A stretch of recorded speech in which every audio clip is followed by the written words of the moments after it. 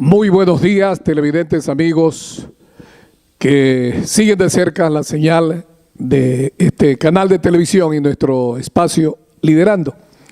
El día de hoy vamos a conversar, a continuar con el diálogo que sostuvimos el martes anterior con el doctor Jorge Alberto Norero González. ¿Por qué? Por las declaraciones y los planteamientos y propuestas que presentó el señor presidente de la República aquí en la ciudad de Guayaquil al proyecto económico urgente. Doctor, usted el martes anterior manifestaba de que este proyecto económico urgente que está en la Asamblea Nacional iba a afectar la economía del país. No sé si con los cambios, 15 artículos que se van a cambiar de acuerdo a lo que han expresado los representantes de la función ejecutiva y legislativa, tenga usted otro criterio, otra versión. Mi saludo a todos los amigos que nos escuchan a través de este canal de televisión y en nuestro programa Liderando. Víctor Hugo, buenos días. Realmente que no hay argumentos válidos que pueda el gobierno esgrimir para estas reformas tributarias y de tasas que ha planteado, que no se conoce cuál es el plan económico que tenga el gobierno todavía, para intentar nuevamente meternos las manos a los bolsillos, como se dice en el argot popular, y de esta forma cubrir sus déficits. Siempre me ha parecido, no sé, un poco jalado de los cabellos el tema de que se utilice que es para los pobres, que son para las enfermedades catastróficas, que es para sostener la dolarización, y todos esos argumentos que lamentablemente caen por su propio peso, porque si fuese destinado, por ejemplo, esta tasa que se quiere cobrar para el retiro de efectivo de más de $5.000 en las cuentas corrientes que se tengan en los bancos, si se quiere decir que es para las enfermedades catastróficas, entonces lo que de allí se obtenga como producto de ese impuesto, porque es un impuesto que se quiere cobrar, tendría que ir a una cuenta específica destinada solo y exclusivamente para las enfermedades catastróficas, pero esto todo va al erario nacional y de esa manera servirá para alimentar el déficit presupuestario. Y esto ya lo conocemos todos. Es decir, el presidente tiene que de una vez por todas decirnos de que él lo que pretende es establecer un régimen castrochavista o como quiera denominárselo, porque esto de decir que yo soy socialista, perdóneme, ser socialista no significa ser dadivoso o subsidiar todos los servicios que se tengan que dar por parte del Estado. Ser socialista significa sí ser solidario, y en eso nadie puede discutir. Yo creo que todo político que realmente quiera darle al interés general de los ciudadanos, al bien común, trabajar por el bien común, tiene que ser solidario, por supuesto, y para eso existe la redistribución de la riqueza de aquellos que generan más para aquellos que generan menos. Son principios universales. Y esto no tiene nada que ver con la ideología, es con el sentido común, presidente Moreno. Pero pretender seguir caminando y subsistiendo entre el despilfarro, los déficits, vía endeudamiento, sin producirle más al país, definitivamente no. Porque esto significa que esto en algún momento la bancarrota, el default, el no pago del servicio de la deuda va a venir. Entonces, no podemos seguir los ecuatorianos con el gobierno mirándolos de manera indiferente. Usted tiene que parar esto. No es porque las cámaras se benefician con las medidas o los perjudican, no, es el Ecuador el que está en peligro. Entonces, estas cosas, Víctor Hugo, demuestran además de que el equipo económico ya se agotó. Ese equipo económico que usted tiene en Carondelet, a su lado, el señor Rivera y todos aquellos que han sido causantes de la crisis, tienen que ser despedidos y llamados a un control político. ¿No ve que usted mismo denunció que se había endeudado el país más del 40% que permite la ley y que estamos por sobre los $60.000 millones endeudados? ¿Y quién responde de esto? Se hablan de la quiebra de las empresas públicas. ¿Pero y dónde están los responsables? No hay ningún preso de los causantes de la ineptitud y del despilfarro y la quiebra de empresas exitosas, porque Tames, mientras lo manejaba la Fuerza Aérea Ecuatoriana, en que inclusive en aquella época se decía que muchas de las utilidades servían para algunos beneficios de generales o de oficiales, por favor, pero al menos era una empresa exitosa, era una empresa que cumplía con sus itinerarios, que subsidiaba vuelos y rutas para que los ecuatorianos nos movilicemos en todo el territorio. Hoy, apenas 5 aviones, con un servicio pésimo, quebrada. ¿Y dónde están los responsables? Que las auditorías, por favor. Doctor, las modificaciones hablan precisamente, y le consulta a usted como hombre del sector agropecuario, referente a los $5.000, los sectores agrícolas, pecuarios y la construcción serán excluidos de estas medidas. Vea lo que está pasando. ¿Se quiere reverdecer el Ecuador?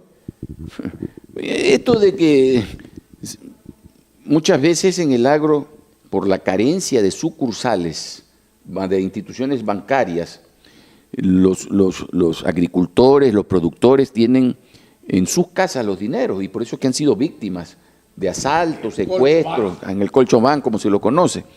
Esto definitivamente tiene que servir también para alertarnos de que lo que se debe de alguna manera vigilar son los depósitos en dinero en efectivo superiores a $10.000 para verificar si no son productos de lavado o del narcotráfico. Esto es importante, porque en el Ecuador se dice que más o menos $3.000 millones al año se lavan con dineros productos del narcotráfico. Y se dice, pero ¿y quiénes son los lavadores? A mí me dio ayer, qué congoja, Víctor Hugo, por ejemplo, ver a nuestra ministra de Justicia que lloraba. Me han vuelto los ecuatorianos, mis compañeros. Señora ministra de Justicia, esas lágrimas usted debió haberlas derramado hace tiempo, cuando desde la Asamblea ustedes promulgaron esa famosa tabla para uso de consumo de drogas. Pues, por favor, pues esas lágrimas allí debieron ser derramadas por todos aquellos que hoy se rasgan las vestiduras, dizque porque regresan los ecuatorianos que han hecho un negocio ilícito, porque no me vengan a decir los pescadores que ellos mismos reconocen, nos pagaron $25.000. Entonces ustedes sabían pues que estaban haciendo algo ilícito y que transportaban droga y que en el momento que los capturasen iban a ir a la cárcel, pues. Es decir, no hay que, es decir, en buena hora que ya regresan, pero es un mal ejemplo que han dado a la sociedad y nos han hecho quedar mal pues al Ecuador. De tal manera que sus lágrimas, perdónenme señora ministra, con todo respeto, yo al menos me parecen que son inoportunas, me parecen una burla al país, de que usted se conmueva, porque han regresado compañeros y ecuatorianos. ¿Y cuántos se han ido al despeñadero por el consumo de la droga? ¿Cuántos niños han muerto? ¿Cuántos hoy por hoy son víctimas de esa nueva droga, el zombie que se llama, Víctor Hugo? Doctor, ya que toca el tema humano, me preocupa una situación. El ministro de Educación, su buen amigo don Fardel Falconi, dice haber pedido a todos los poderes del Estado celeridad entre los casos de abuso sexual que se investiga en todo el país. Pero me sorprende ver que tanto leninistas o morenistas y correístas, el bloque de Alianza País, lo protegen al ex ministro de Educación, que de una u otra manera debiese permitir que se investigue, porque precisamente la información señala que cuando él fue ministro de Educación se dieron estos hechos de abuso sexual. Pero reitero, el CAL lo protege con 5 votos, no avanzan las demandas del juicio político que se plantea a la hora del legislador. ¿Cómo entender esto? Esto lo único que nos confirma es que una cosa es el discurso y otra es la acción. Pues el presidente dice que hay que provocar una revolución ética. ¿Y de qué ética hablan? Cuando con sus acciones solapan la sinvergüencería y alcahuetean actos dolosos como los que se cometió en el ministerio, pues, en la época de Espinosa, cuando se blinda para que el país conozca que se está haciendo realmente fiscalización por parte de la Asamblea Nacional. Esto es una vergüenza. No podemos hablar de ética mientras se siga aupando a gente que ha sido la que patrocinó, la que alcahueteó actos como los que hoy se pretenden, que a través de una consulta, de que no prescriban. Entonces, esta doble moral no es aceptable en alguien que quiere sentar un precedente diferente al gobierno anterior. Porque en esto usted tiene que ser diferente, pues, presidente, no quedarse solo en el discurso. O nos olvidamos de que cómo hablaba lindo, cómo conmovía en sus discursos y en su sabatina Rafael Correa, pues si hasta Víctor Hugo lloraba, pues. Cuando le escuchaba a Rafael Correa lloraba, las lágrimas, yo lo veía, ¿qué le pasa a Víctor Hugo? No, es que el discurso de Rafael Correa es indiscutible, conmovía, era un discurso que hasta el más duro lo hacía, pues, medio toser. Y ahora usted no vuelva, pues, por ese mismo camino, por esos andariveles del engaño, del fraude, de la farsa. La ocasión anterior usted manifestaba de que tiene que darle un giro a la función ejecutiva el señor mandatario, cambiar a aquellas personas que estuvieron en el equipo económico y político de Rafael Correa. Es hora entonces de que en el área educativa se revisen las materias como ética, como moral, para crear a nuevos ciudadanos ecuatorianos, doctor Norero. Vamos a la parte educativa. Por supuesto que la educación es fundamental para cualquier transformación, para cualquier revolución, para cualquier presupuesto o estrategia de cambio, de desarrollo y de éxito. Pero también no es menos cierto que en la educación se fundamenta no solo en principios, sino también paradigmas, pues. Y los paradigmas los tienen que dar quienes gobiernan, pues. Es que deben de ser el presidente, los alcaldes, los prefectos, supuestamente esta gente que hace opinión pública, que son líderes de opinión, quienes tienen que con su ejemplo, no solo con su lengua, con sus actos de vida, decirle a los jóvenes, este es el camino por donde tenemos que transitar todos. Esta es la lucha que hay que emprender de manera decidida, con convicción, con carácter. Ese es algo que nos falta en el Ecuador, carácter. Carácter que no lo demuestra el presidente. Porque no basta con decir, es que ahora sí, pues yo no puedo. No, no, señor. Tiene que exigirle, por ejemplo, a los asambleístas, su colectivo político, que exigirles que no sigan blindando los actos en donde tengan que demostrar quiénes fueron los responsables de los hechos como se están hoy por hoy denunciando por el país, más de 1.000 casos. Y según el fiscal hay más de 4.000 casos en el país de abusos y de acoso sexual. Esto, perdónenme, pues somos noticia internacional en este tema. Y por otro lado, volviendo al tema económico que usted señala, Víctor Hugo, esto de querernos cobrar un porcentaje por el retiro de más de $5.000, es una forma de atentar a aquel precepto constitucional que dice que nadie puede intentar privatizar, confiscar, congelar nuestros bienes, pues, y nuestros recursos, ni en los bancos ni en ninguna otra institución. Y ustedes de alguna manera están intentando poner un filtro, están intentando a que nosotros tengamos que pagar un impuesto por utilizar nuestro propio dinero. ¿Pero qué les pasa? ¿Dónde están tan locos?